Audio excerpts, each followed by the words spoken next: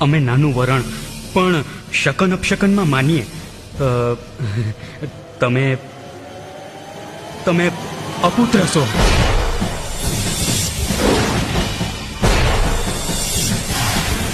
ખબરદાર! આવી કટુ વાણીની સજા જાણો છો? પ્રધાનજી, અમે અભય વચન આપ્યું છે, એમને વાત પૂરી કરવા દો.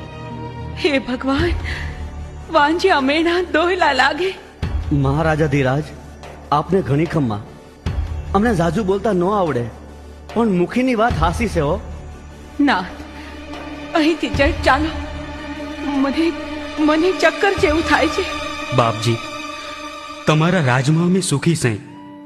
તમે બેવ દંપતી દયાળુ છો, દેવતાય છો, પણ અમને ક્ષમા કરો બાપજી. એમાં તમારો દોષ નથી ભાઈ. ખરું છે, રાજના વારસ વગર રાજા વાંચ્યો જ ગણાય. ચાલો રાણી, આ વાત સીધી દેવોના દેવ મહાદેવને રીઝવીને કહીએ. ચાલો.